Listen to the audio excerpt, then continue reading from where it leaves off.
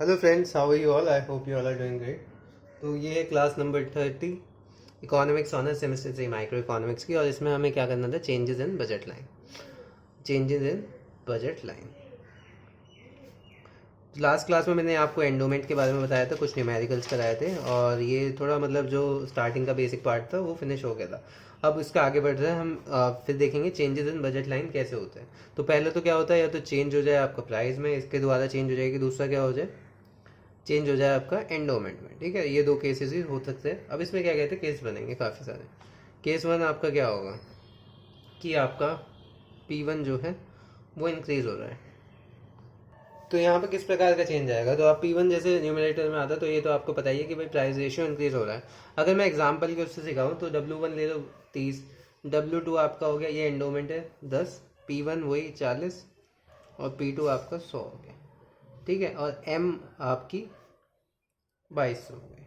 ठीक है, क्योंकि अब बजट लाइन पे आ गए तो एम का कॉन्सेप्ट भी आ जाएगा। अब यहाँ पे अगर आप देखेंगे तो ये जो एम आई है ना, ये वैल्यू ऑफ एंडोमेंट ही है एक तरीके से। 30 × 40 1200, और ये 1000 प्लस तो मतलब ऐड कर दोगे तो 2200 आपका आ जाएगा। ठीक है, तो ये वैल्यू ऑफ एंडोमेंट ही आपकी मनी इनकम होती है इस केस में। तो मान लो P1 डैश जो हो गया वो बढ़ गया हो गया आपका 50। तो इसके कारणवश क्या होगा, मतलब बजट लाइन में क्या चेंजेस आएंगे? अगर मैं ग्राफ ड्रॉ करूँ तो ये आपकी इनिशियल बजट लाइन हो गई ए बी।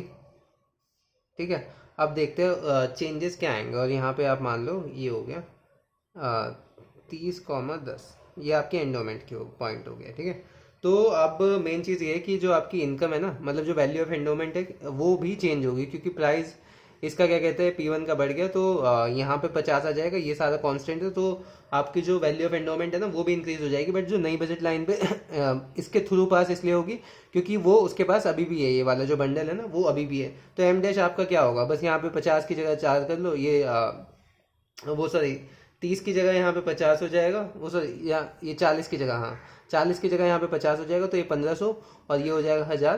तो एम डैश आपका हो जाएगा 2500। तो कुछ इस प्रकार से जाएगी, एंडोमेंट से तो पास होगी, आपकी मनी इनकम भी बढ़ रही है। तो कुछ इस प्रकार से आपका ये वाली जो सी डी होगी वो पास होगी। ठीक है, इनिशियल आपकी ए बी है, सी डी जो है वो पाइवट हो रही है अराउंड एंडोमेंट। तो अगर पी राइज होता है तो एम ऑल्सो चेंज होता है, because the value of x1 with the consumer as endowment will also change.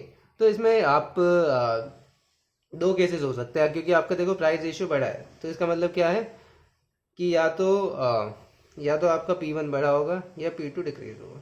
ठीक है, उसके बाद उसकी कहानी मैंने यहाँ पे बता दी, चेंज इन प्राइसेस। ये पहला हो गया। सेकंड देख लेते हैं, सेकंड में क्या है कि आपका P1 बाय P2 बिल्कुल उल्टा है, डिक्रीज होगा। तो ये भी या तो P1 आपका कम हो जाए या आपका P2 बढ़ जाए, इस कारणवश ये आपका डिक्रीज होगा। तो अगर आप यहाँ पे देखेंगे, अब इसमें क्या केस आएगा, इसमें आपका ए भी तो हो जाएगी ये, और ये हो गई W वैल्यू ऑफ एंडोमेंट कुछ भी मान लो, और ये हो जाएगी आपकी सी डी। ठीक है, इसमें आपका ये होगा। एंड जो आपकी बजट लाइन होगी ना, वो आपकी जो आपकी बजट लाइन होगी वो कभी भी आपके एंडोमेंट को नहीं छोड़ेगी, क्योंकि जो चेंजेस हुए हैं ना वो आपके प्राइस में हुआ है, क्वांटिटी में आपका कोई चेंज नहीं आया। इसलिए जो नई बजट लाइन भी होगी वो हमेशा एंडोमेंट से पास होगी। तो एक प्रकार से उसकी क्वांटिटी में कोई चेंज नहीं आ रहा, उसकी वैल्यू ऊपर नीचे हो सकती है पर क्वांटिटी उसकी सेम रहेगी, और वो ही आपका क्या कहते हैं यहाँ पे एंडोमेंट कहा जाता है।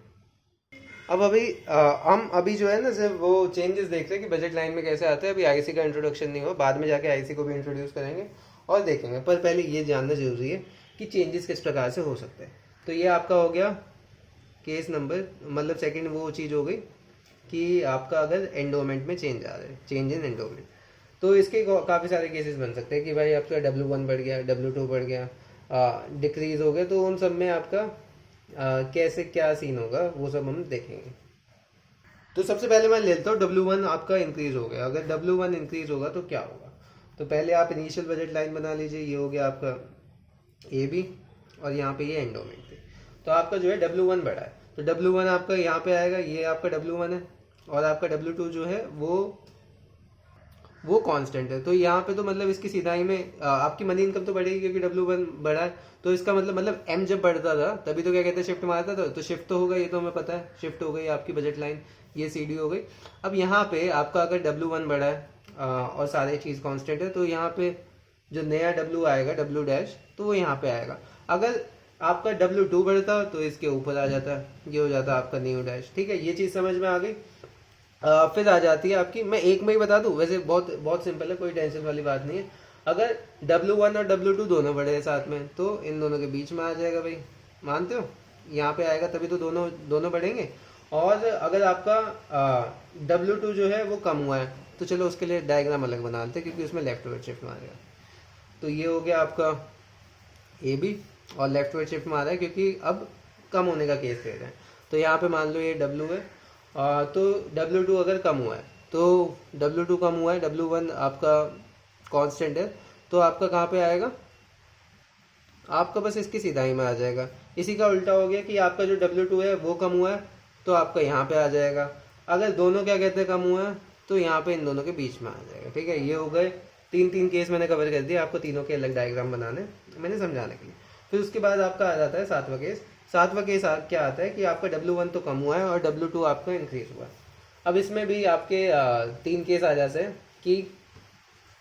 कि आपका जो मार्केट वैल्यू है उसमें क्या चेंजेस आ रहे हैं। ठीक है, कम ज़्यादा तो हुए।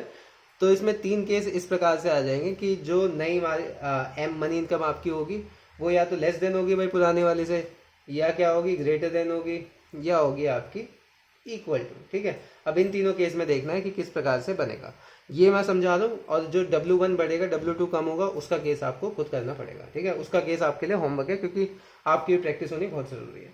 तो ये हो गया। तो आपका इसका मतलब क्या है? इस चीज़ का मतलब ये है कि जो W1 डैश है वो लेस देन W1 है, एंड जो W2 डैश है वो आपका ग्रेटर देन W2 है। एंड आपको आप सभी को पता है जो M होता है वो क्या होता है, P1 W1 plus P2 W2। ये तो आपका हो गया इनिशियल।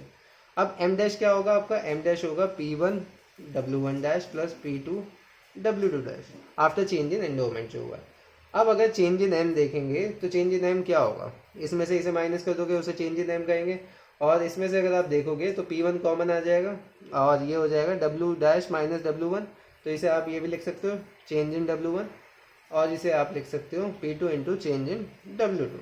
ये आपका पॉजिटिव होगा कि आपका होगा नेगेटिव, क्योंकि आप यहाँ से देख ही सकते हैं। ठीक है, क्योंकि W1 क्या कहते हैं कम हो रहा है, तो इसमें से चेंज देखोगे तो वो नेगेटिव होगा, और दूसरा आपका होगा पॉजिटिव। तो अगर अब मैं डायग्राम की बात करूँ तो डायग्राम आपके तीन बन जाएंगे। पहले में क्या था कि M डैश जो है वो लेस देन है M से। इसका मतलब क्या है कि P1 delta W1 is greater than P2 delta W2। तो डायग्राम के द्वारा अगर मैं बताऊं तो ये हो गया आपका AB, और आपकी मनी इनकम जो है वो नई कम हुई है तो शिफ्ट हो गया, लेफ्ट वर्ड शिफ्ट लग गया। पहले W मान लो यहाँ पे था, तो यहाँ से जो W डैश आएगा वो कहाँ पे आएगा?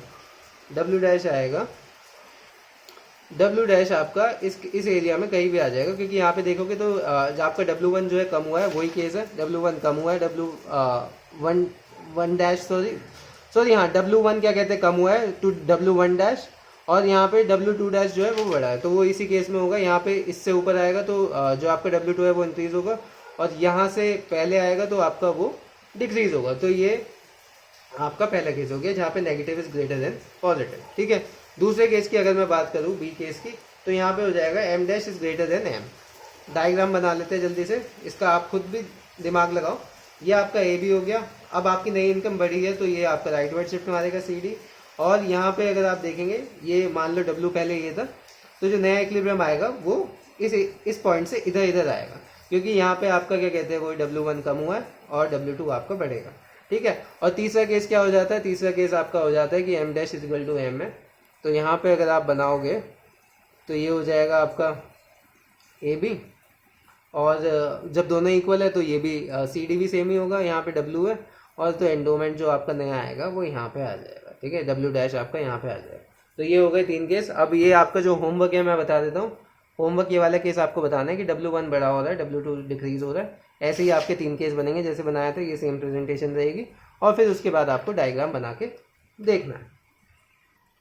तो दोस्तों यही था आज की क्लास में। नेक्स्ट क्लास में हम स्टार्ट करेंगे चेंजेस इन वेलफेयर। ठीक है, उसमें IC वगैरह का आपका इंट्रोडक्शन हो जाएगा, और देखेंगे कि वो बायर ही रहेगा, सेलर रहेगा, स्विच करेगा, क्या होगा। तो वो सारी कहानी हम नेक्स्ट क्लास में करेंगे।